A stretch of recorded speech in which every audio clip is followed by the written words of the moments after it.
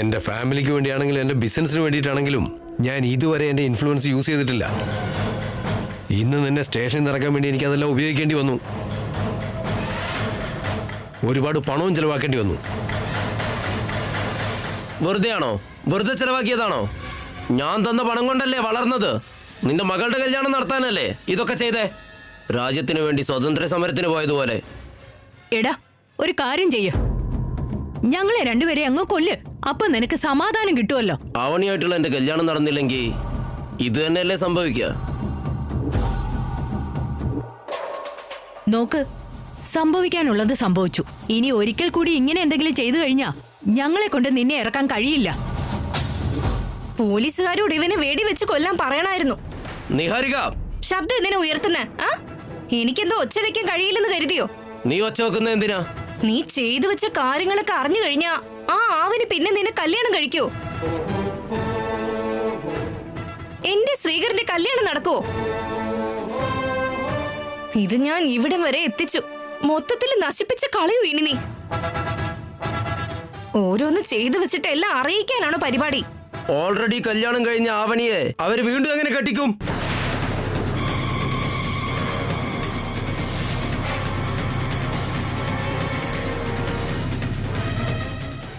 ആ കാര്യം നിങ്ങൾ എന്തുകൊണ്ട് എന്നോട് പറഞ്ഞില്ല?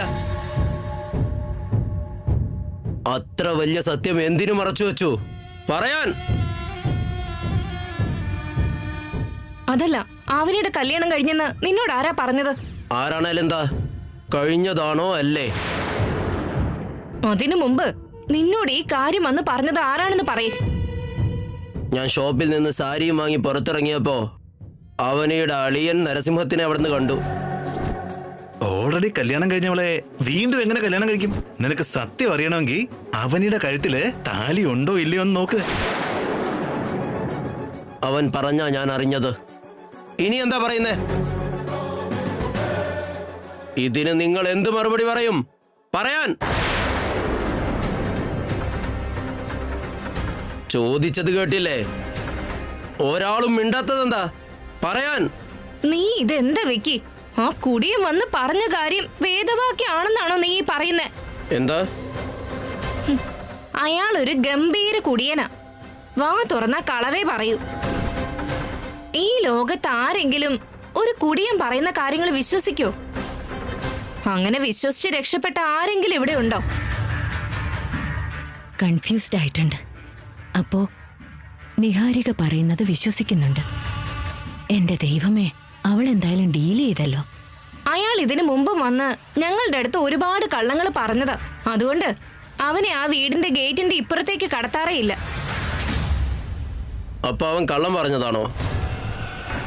അവൻ പറഞ്ഞത് വിശ്വസിക്കരുതെന്നോ? നീ ഇത് വിശ്വസിച്ചാലേ നാളെ അവൻ പാർലമെന്റ് വിൽക്കാനുണ്ടെന്ന് വന്ന് പറയും. അപ്പൊ ആവണിയുടെ കല്യാണം കഴിഞ്ഞിട്ടില്ലെന്നാണോ? ഇല്ല. ഇനി അഥവാ അങ്ങനെ നടന്നിട്ടുണ്ടെന്ന് വെച്ചോ, വേണ്ടെന്ന് വെക്കോ? വേണ്ടെന്ന് വെക്കില്ല.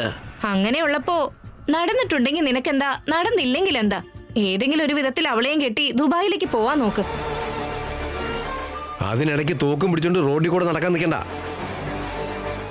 അതൊക്കെ പോട്ടെ, വേദവതി അമ്മയുടെ വീടിന്റെ മുമ്പിൽ വരെ എത്തിയ ആളെ പോലീസ് പിടിച്ചത് എന്തിനാ? എന്തിനാ കൊണ്ടുപോയേ? തോക്കും പിടിച്ച് നടന്നതിന് അറസ്റ്റ് ചെയ്തെന്നാ അവര് പറഞ്ഞത്. എനിക്ക് പക്ഷെ അത് വിശ്വാസമായിട്ടില്ല. അതിൻ്റെയൊക്കെ മുമ്പ് ഉണ്ടായത് എന്താണെന്നാ, ഞാനൊരു തീ ആക്സിഡന്റിൽ പെടുത്തിയെന്ന് പറഞ്ഞിരുന്നില്ലേ? അവളെ റോട്ടിൽ വെച്ച് കണ്ടു.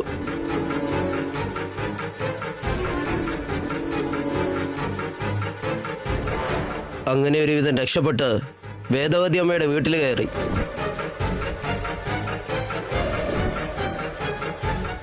അവൾ എന്നെ കാണാതെ വീട്ടിലേക്ക് കയറി വന്നു.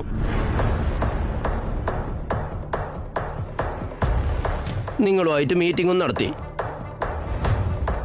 ഞാൻ ഇവിടെ നടക്കുന്ന വാർഷികാഘോഷം കൂടാനൊന്നും വന്നതല്ല. ഒരു ദുഷ്ടൻ ഈ വീട്ടിലേക്ക് ഓടിക്കേറി.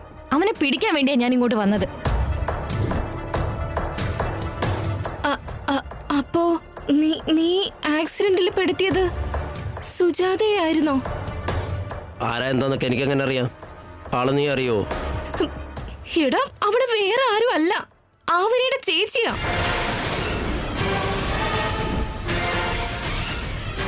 അതെയോ? ഇത്രയും ദിവസം വേറെ ഏതെങ്കിലും ഒരു പെണ്ണിനെ ഇടിച്ചതായിട്ടാ കരുതിയത്. പോയി ഇടിച്ചത് ആ പെണ്ണിനെ ആയിരുന്നോ? ആവനിയെ കെട്ടാൻ പോകുന്നത് നീയാണെന്ന് കല്യാണത്തിന് മുമ്പ് ആ സുജാത എങ്ങാനും അറിഞ്ഞു കഴിഞ്ഞാ ആ കല്യാണം നടക്കില്ല. അവളാ ശരിക്കും ലേഡി റെബൽ സ്റ്റാർ.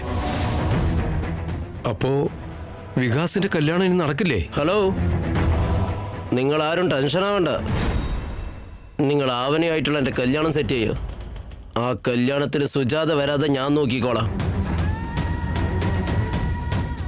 ഇനി വേണ്ടി വന്ന ആ സുജാതയെ കൊന്നു കളഞ്ഞേക്കാം.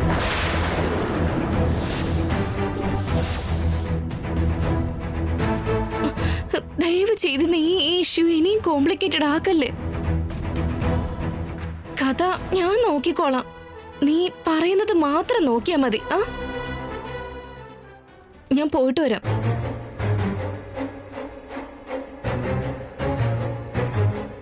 ഹാവൂ, എൻ്റെ ആവണിയുടെ കല്യാണം കഴിഞ്ഞിട്ടില്ല. I am happy.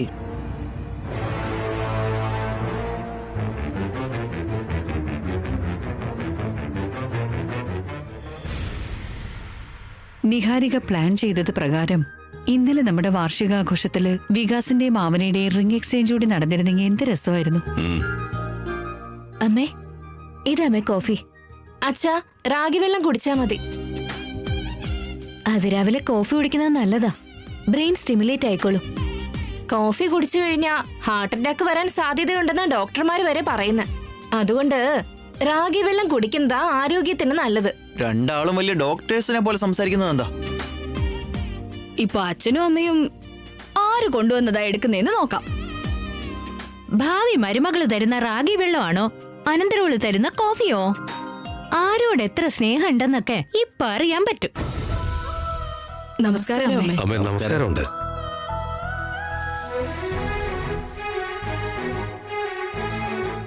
നമസ്കാരം സാറേ. നമസ്കാരം സാറേ. നമസ്കാരം. വരൂ വരൂ വരൂ, ഇരുന്നുള്ളൂ. ഇരിക്കൂ. അത് കുഴപ്പമില്ല. പ്രധാനപ്പെട്ട ഒരു കാര്യം പറഞ്ഞിട്ട് പോകാൻ വേണ്ടി വന്നതാണ്. പറഞ്ഞോളൂ. നിങ്ങളുടെ ദയ കൊണ്ട് കഴിഞ്ഞ വർഷം അമ്പലത്തിന്റെ അറ്റകുറ്റപ്പണികളെല്ലാം തീർന്നു. അതുപോലെ സ്കൂൾ കെട്ടിടത്തിന്റെ പണിയും തീർന്നിട്ടുണ്ട്. ഈ തവണ അവിടുന്ന് തന്ന സഹായം കൊണ്ട് നാട്ടിലൊരു ഹോസ്പിറ്റൽ ഉണ്ടാക്കാനും സാധിച്ചു. ആ ഹോസ്പിറ്റലിന് വേദവതി അമ്മ ഹോസ്പിറ്റൽ എന്നാ ഞങ്ങള് പേരിട്ടിരിക്കുന്നത്. അതെന്തിനാ എന്റെ പേരിട്ടത്? ഏതെങ്കിലും ദേവിയുടെ പേരിട്ടിരുന്നെങ്കിൽ നന്നായിരുന്നേനെ. ഞങ്ങളുടെ എല്ലാവരുടെയും കൺകണ്ട ദേവിയും അമ്മയും എല്ലാം അവിടുന്ന് തന്നെയാണ്.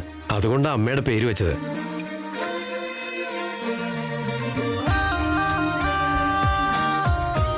ഉദ്ഘാടനത്തിന്റെ ഒരുക്കങ്ങളെല്ലാം കഴിഞ്ഞു. നാളെ നിങ്ങള് കുടുംബസമേതം അങ്ങോട്ട് വന്ന് നിങ്ങളുടെ കൈകൊണ്ട് ഉദ്ഘാടനം ചെയ്യണം. അവിടുത്തെ പുണ്യം കൊണ്ട് ഒരു നാടിന്റെ പട്ടിണി തന്നെ ഇല്ലാതാക്കിയില്ലേ? ഇനി അത് രോഗികളുടെ പ്രശ്നങ്ങളെയും ഇല്ലാതാക്കും. ഓരോ ഗ്രാമത്തിലും നിങ്ങളെപ്പോലെ ഒരാളുണ്ടെങ്കിൽ പാവങ്ങളുടെ ജീവിതം പ്രയാസങ്ങളിൽ നിന്ന് രക്ഷപ്പെടും അമ്മേ. പ്രയാസപ്പെടുന്നവരുടെ കൂടെ എന്നും ഞാൻ എല്ലായ്പ്പോഴും തുണയായി ഉണ്ടാകും. നാളെ എല്ലാവരും അങ്ങോട്ട് വരും. ഉദ്ഘാടന ചടങ്ങിന് മുൻപ് സ്വാമിയെ കൊണ്ടൊരു പൂജ നടത്താം. അദ്ദേഹത്തെ നിങ്ങളൊന്ന് ക്ഷണിക്കണം. നമ്മുടെ കുലഗുരു തന്നെയാണ് ഉദ്ഘാടനത്തിന് മുഹൂർത്തം കുറിച്ചത്. അദ്ദേഹവും വരുന്നുണ്ട്. ആഹാ, അദ്ദേഹം കുറിച്ചതാണെങ്കിൽ നല്ലത് മാത്രമേ ഉണ്ടാവൂ. എന്നാ ഞങ്ങൾ ഇറങ്ങിക്കോട്ടെ. എന്നാ ശരി അമ്മേ. എന്നാ ശരി. എന്നാ അങ്ങനെ പോയിട്ട് വരാം. ആയിക്കോട്ടെ. ശരി.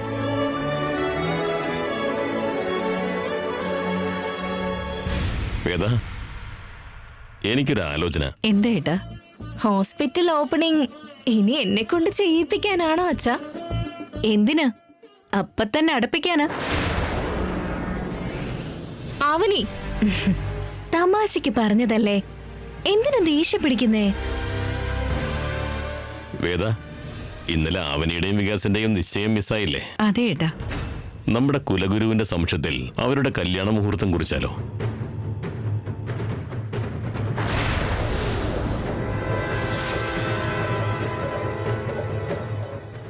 അത് വളരെ നല്ലൊരു ആലോചനയാണല്ലോ അച്ഛാ. അതെ അതെ, ഒരു വെടിക്ക് രണ്ട് പക്ഷി എന്ന് പറയുന്ന പോലെ രണ്ടും നടന്നു കിട്ടും.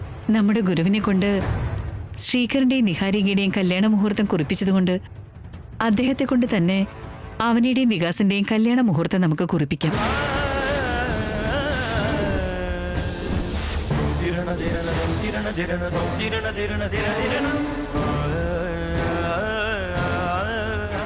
നിഹാരികയുടെയും ശ്രീകറിന്റെയും കല്യാണം 6-ാം തീയതി ആയതുകൊണ്ട് അവനയുടെയും വികാസിന്റെയും ജാതകം നോക്കി അതേ ദിവസം തന്നെ മുഹൂർത്തം കിട്ടുമെന്ന് നമുക്ക് ചോദിക്കാം.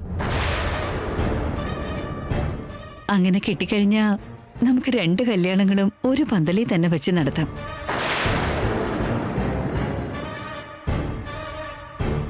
ആറാം തീയതി അതിന് പറ്റിയില്ലെങ്കിൽ 2 ദിവസം അങ്ങോട്ടോ ഇങ്ങോട്ടോ മാറ്റിയൊരു മുഹൂർത്തം കുറിപ്പിക്കാം. അവിടെ എന്താ നടക്കുന്നത്? നിങ്ങൾ നടത്താൻ ശ്രമിക്കുന്നത് എന്താ? ഹോസ്പിറ്റലിന്റെ ഇനാഗുറേഷന്റെ സമയത്ത് കല്യാണ മുഹൂർത്തം കുറിക്കുന്ന എന്തിനാ? അതിലിപ്പോ എന്താ അത്ര തെറ്റ്?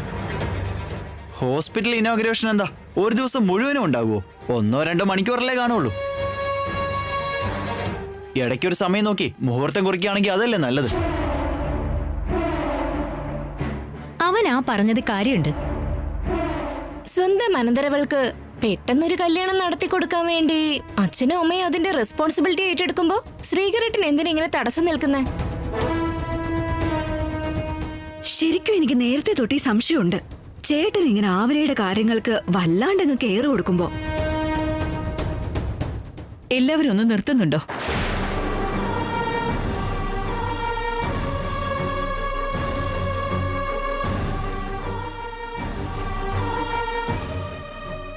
നാളെ നമ്മൾ ഗ്രാമത്തിലേക്ക് പോവും. ഹോസ്പിറ്റലിന്റെ ഉദ്ഘാടനം കഴിഞ്ഞതിന് ശേഷം ഞാൻ അവനയുടെയും വികാസിന്റെയും കല്യാണത്തിന് ഗുരുവിനോടൊരു നല്ല മുഹൂർത്തം തന്നെ കണ്ടെത്താനായിട്ട് പറയും. ഈ പറഞ്ഞതിന് ഒരാളും എതിര് പറയാൻ വേണ്ടി നിൽക്കണ്ട. നാളത്തെ യാത്രയ്ക്ക് എല്ലാവരും തന്നെ തയ്യാറെടുത്തോളൂ.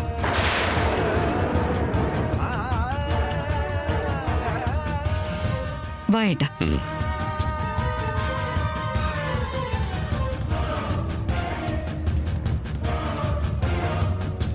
ഞങ്ങളുടെ കല്യാണത്തിനേക്കാൾ മുമ്പ് നിന്റെ കല്യാണം നടക്കുമെന്ന് തോന്നുന്നുണ്ടോ അവനി?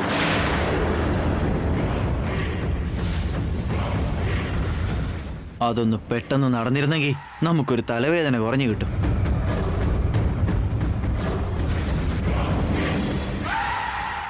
അതേട്ടൻ പറഞ്ഞത് സത്യമാ.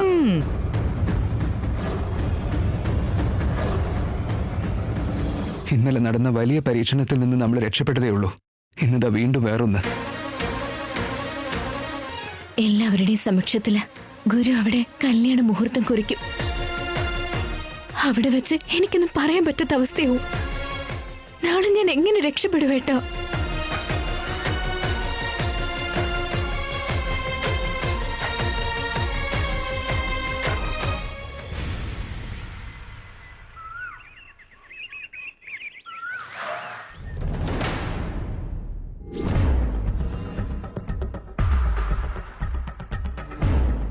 Yeah. Yeah, sure. Yeah. Plan A work out ആയില്ലെങ്കിൽ നമ്മൾ വിടുവോ? പ്ലാൻ ബി കയ്യിലുണ്ടല്ലോ. അവിടെ തന്നെ ഉള്ളത്. I will update you in the evening.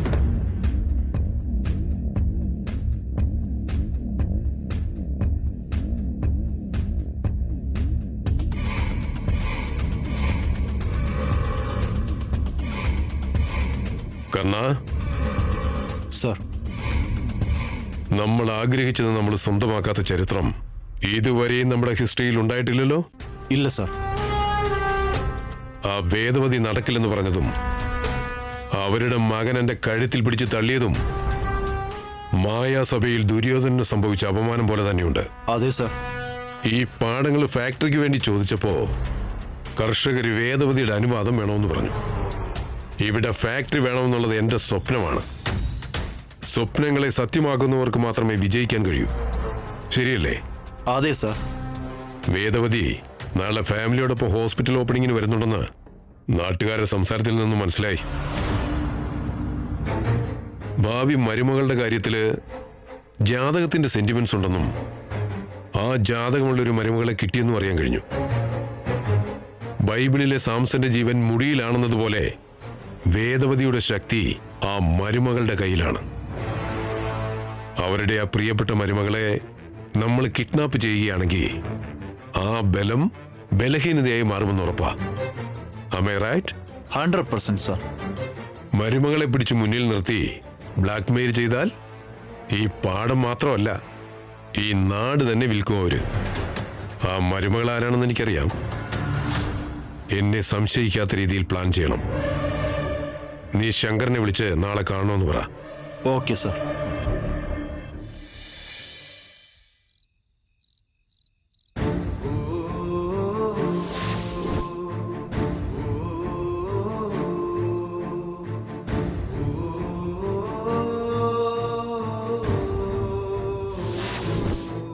എന്റെ കഴുത്തിലെ ഈ താലിക്ക് ഓരോ നിമിഷവും ഓരോ പരീക്ഷണങ്ങളാ.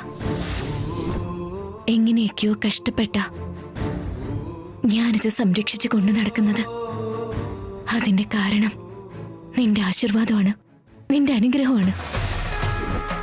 നാളെ ഞങ്ങളെ ഗ്രാമത്തിലേക്ക് പോവുകയാണ്. അവിടെ വികാസമായിട്ടുള്ള കല്യാണം നടത്താൻ വേണ്ടി മുഹൂർത്തം കുറിക്കുമെന്നാ പറയുന്നത്. അങ്ങനെ സംഭവിച്ച എന്റെ മുന്നിൽ ഒരു വഴിയില്ലാത്ത അവസ്ഥയോ. നിഹാരിക്ക് എന്റെ ഭർത്താവിനെ സ്വന്തമാക്കും. എന്നെ ആരും ഇല്ലാത്തവളാക്കി മാറ്റും. ആ ഒരു ദിവസത്തിന് വേണ്ടിയാ നിഹാരിക്ക് കാത്തിരിക്കുന്നത്. മറ്റൊരു പെണ്ണിന്റെ കഴുത്തിലെ താലി മനഃപൂർവ്വം തട്ടിയെടുക്കാൻ വേണ്ടി നോക്കുന്ന നിഹാരിക്കയുടെ ശ്രമങ്ങള് ഫലിക്കരുത് ദേവി. ഒരു പെണ്ണിന് മറ്റൊരു പെണ്ണാണ് ഇവിടെ ശത്രു.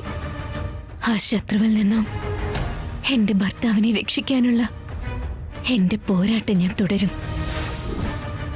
നീയും എന്നെ ഓരോ തവണയും രക്ഷിക്കുന്നത് പോലെ നാളെയും എന്നെ രക്ഷിക്കണം. എന്റെ എല്ലാ പ്രയാസങ്ങളും ഞാൻ നിന്നെ ഏൽപ്പിക്കുക. ഞങ്ങളുടെ കഥയ്ക്ക് നാളെ ഒരവസാനം ഉണ്ടാവണം. ഇത് അവസാനത്തെ അവസരമാണ്. ഇതെനിക്ക് ജീവൻ മരണ പോരാട്ടമാണ്. എന്നെ രക്ഷിക്കണം, രക്ഷിക്കണം അമ്മേ.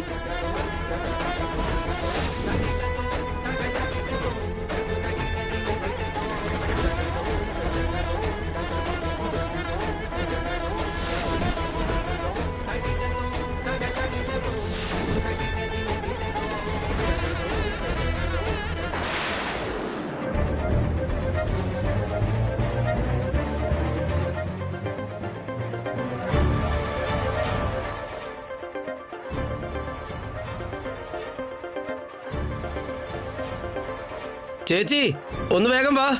അളിയാ വേഗം വാ. എവിടെയാ നിങ്ങള്? എന്തു പറ്റിയടാ? നിഹാരിക വിളിക്കുന്നുണ്ട്. സംസാരിക്ക. എന്റെ ഫോൺ ഇവിടെ എങ്ങനെ വന്നു? എപ്പോഴെങ്കിലും നിഹാരിക ഇങ്ങോട്ട് വിളിക്കുമല്ലോ എന്ന് കരുതി ഞാനാ കൊണ്ടുവന്ന് എന്റെ അടുത്ത് വെച്ചത്. ആ സ്പീക്കർ ഓൺ ചെയ്തുതരാം, സംസാരിച്ചോ. ഹലോ, നിങ്ങൾ ഇത് എവിടെയായിരുന്നു? ഫോണ് കൈ കിട്ടിയപ്പോ കുറച്ച് ലേറ്റായി പോയി. പറ നിഹ, എന്താ കാര്യം? നാളെ ഇവിടുന്ന് എല്ലാവരും അമ്മയുടെ സ്വന്തം ഗ്രാമത്തിലേക്ക് പോകുക. എന്തിന്? ഹോസ്പിറ്റലിന്റെ ഉദ്ഘാടനം നടത്താൻ വേണ്ടി പോകുക. അതെയോ?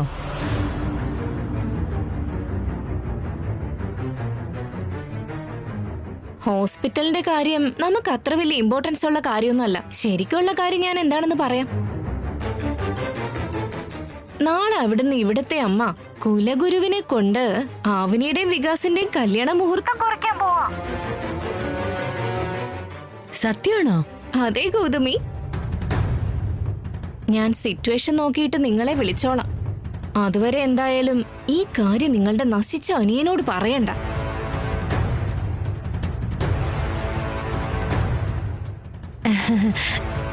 എന്റെ അനിയനെ അങ്ങനെ വിളിക്കില്ല നിഹാരിക. ആ സാഡിസ്റ്റിനെ കുറിച്ച് എത്ര പറഞ്ഞാലും അത് കുറഞ്ഞു പോവും. ആവശ്യം വന്നാ ആ സാഡിസ്റ്റിനെ കൂട്ടി ഇങ്ങോട്ട് പോന്നേക്കണം, കേട്ടല്ലോ? ആ ശരി. എന്താ എന്താ ഒരു സന്തോഷമില്ലാതെ പെരുമാറുന്നേ? ആ സാഡിസ്റ്റ് ഇപ്പൊ അവിടെ എന്താ ചെയ്യുന്നേ? സ്പീക്കറില് നീ പറയുന്നത് കേട്ടോണ്ടിരിക്കുക.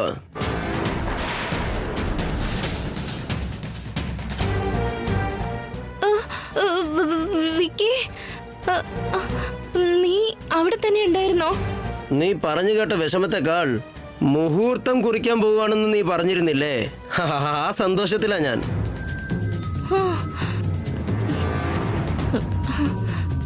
നീ പറഞ്ഞതൊക്കെ സത്യമാണല്ലോ. സത്യമാണ് വിക്കി. നീ എന്തായാലും ഒന്ന് നന്നായിട്ട് കരുതിയിരുന്നോ. നിന്റെ ക്യാരക്ടറിനെ കുറിച്ച് എന്തൊക്കെ സംഭവിച്ചാലും ഇവിടുത്തെ അച്ഛനും അമ്മയും അറിയരുത്. Okay dear. ആ, പ്രധാനമായിട്ടും നീയാണ് ആ സുജാതയെ ആക്സിഡന്റിൽ പെടുത്തിയെന്നുള്ള കാര്യം ഒരാളും അറിയാൻ പാടില്ല.